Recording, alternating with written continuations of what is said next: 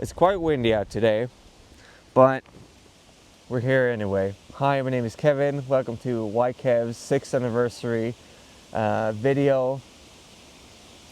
Kind of crazy. This is not the video that I was planning on doing. I was gonna make dinner and everything, make a little fire, but I can't do it. Like, I can't get the fire going. I think it's too windy, and it might be the combination of my skill versus the wind. So we're gonna adjust our sails, I guess, in this video.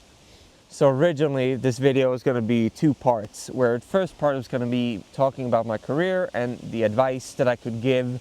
So I started making games 16 years ago in school, and for the past 11 years I've been paid to make video games. So I make commercial games for 11 years.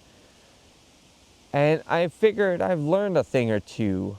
I've been hesitant if I'm the right person to give advice. I don't know if I am, considering I haven't made any games that have, well, changed the industry and revived a genre or made a new genre, but I have managed to stay afloat, which is something. And I guess that could provide some sort of advice, an angle that not everybody's giving. There's a lot of developers out there that do these amazing breakdowns on what kind of games you should make and what you should think about.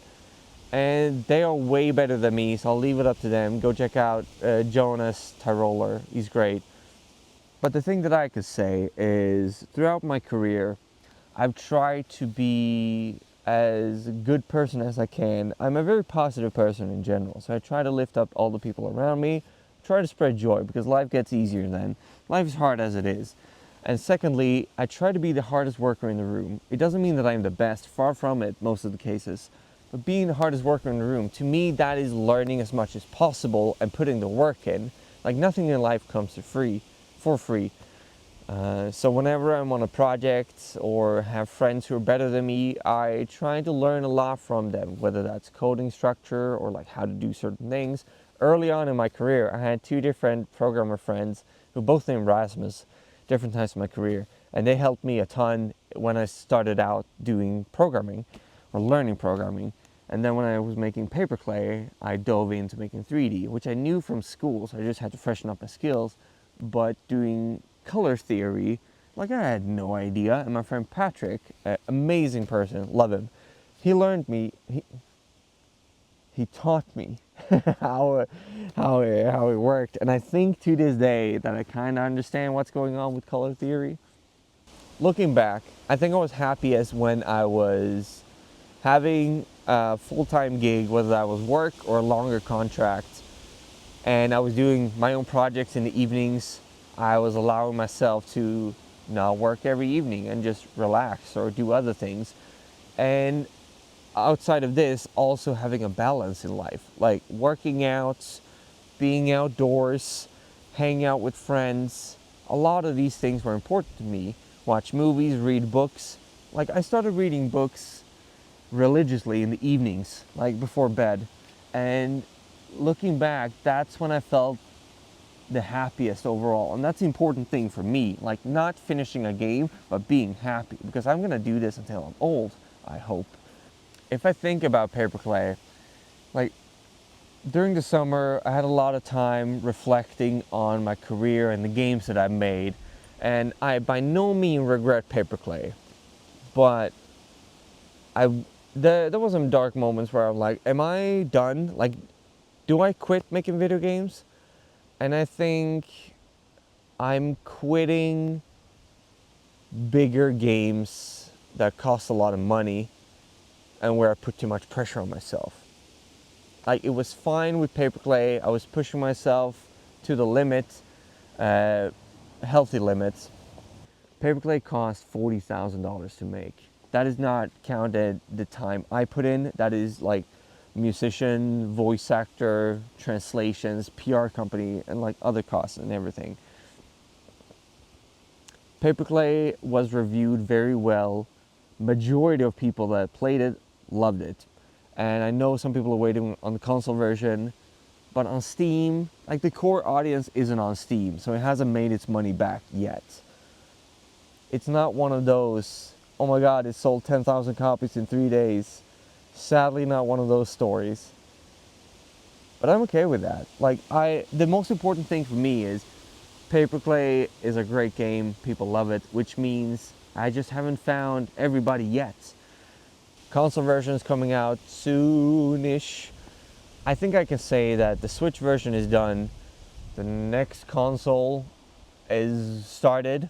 So I'm working with somebody. So we're gonna do a synchronized release for the two platforms. So that is why it's taking time. I'm sorry. I think I'm allowed to say that.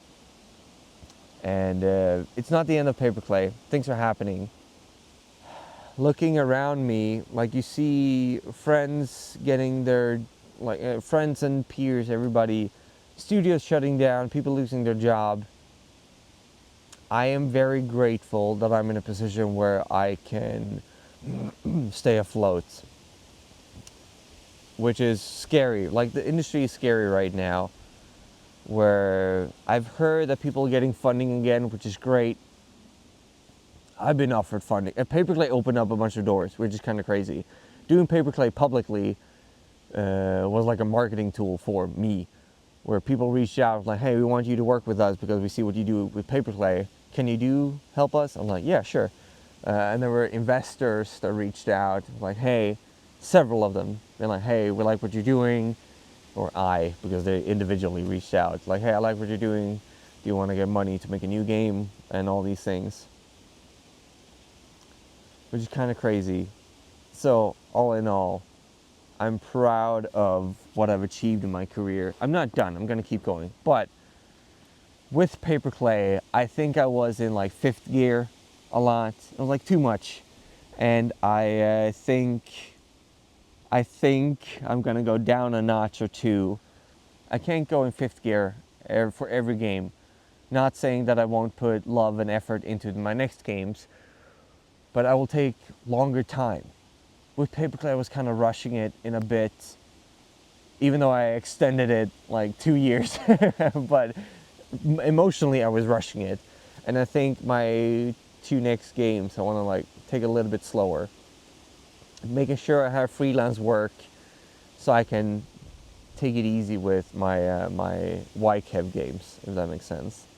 I think the next era of my career is going to be a bit more chill. I'm not going to be as hard on myself. I'm just going to have fun, which I've had my entire career, but different kind of fun. Fun with no pressure. That's the thing. Fun with no pressure. Yeah, we'll see how that goes. I wonder if I should wrap up the video. Like, it wasn't as I was planning on, but we work with what we got. But I do have one advice more that I live by, or try to live by, is I try to never put down others. I try to lift them up. I'm human, but I try not to be jealous. Whenever, I don't know, maybe that's how I was raised, but whenever I get the feelings of jealousy, let's say another dev do well with their game, I'm not necessarily jealous. I'm more like, what did they do? What am I doing? What are they doing? What can I learn? And so I think in its core, try to be a better person and try to be a good person. Those two things. And I think everything should work out after that. And try to have fun. Don't forget that. Try to have fun. My games are on sale right now, so go check them out. I hope you have fun with them. Leave a review on Steam for Paperclay. That means a lot if you do. And I think that's it. I'm gonna go. Bye.